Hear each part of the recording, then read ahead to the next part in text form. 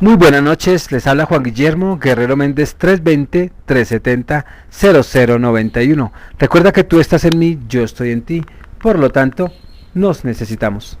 Productividad Humana Cuántica se hace presente en el mundo desde Colombia.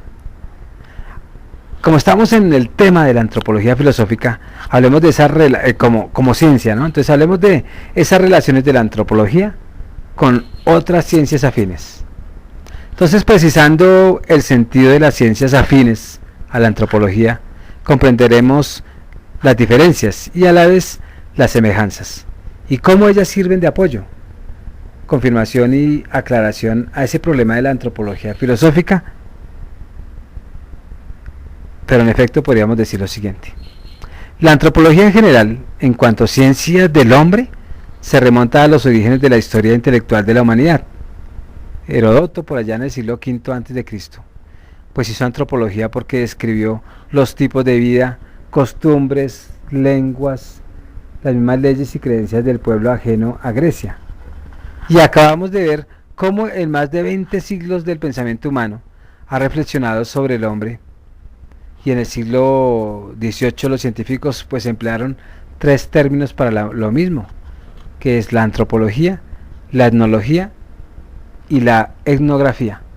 Pero ya en las últimas décadas del siglo XX, al agudizarse esta ciencia como crítica, los sentidos de las tres anteriores y de otras ramas de la antropología se diversifican, lo cual nos servirá para entender mejor el sentido y alcance de nuestra antropología filosófica. Por otro lado, la etnografía pues está describiendo esa vida social de grupos existentes y ya extinguidos, y acopla y agrupa con método positivista los datos sin preocuparse por explicarlos. Se habla sobre las etnias, pero no explica nada más. Más bien nos muestra una serie de datos de algún grupo social.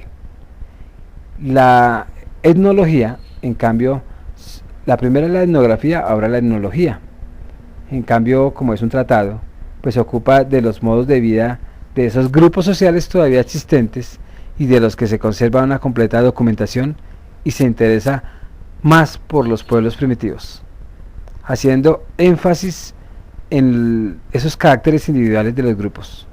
Por tanto, se sitúa entre mera historiografía, que se ocupa pues del mismo conocimiento de la historia, y que puede ser filosofía perspectivista, y la sociología, cuya especialidad enseguida veremos. Entonces, la antropología física estudia esos rasgos corporales, morfológicos y fisiológicos de esos individuos o grupos humanos, y de acuerdo a las localizaciones geográficas y climáticas, observa la historia natural de los hombres, sus hábitos alimenticios, sus leyes en consonancia con la edad, el sexo y la herencia, pero también se centra en este aspecto físico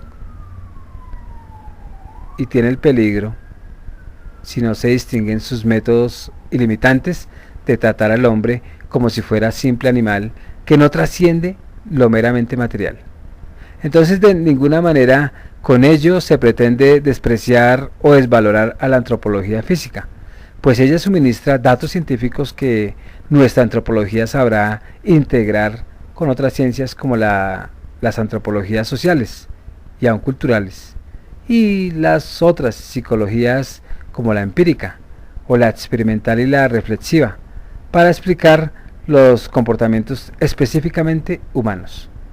Por tanto, si la misma antropología física estudia al hombre en cuanto a ser vivo y sensible, o sea, en aquello que es común con los animales, de donde toma su origen y evoluciona, sin embargo, se debe diversificar de todas esas llamadas ciencias naturales que se interesen por las bases materiales del ser y del comportamiento humano como mecanismo organizado físicamente sin tener finalidad intrínseca.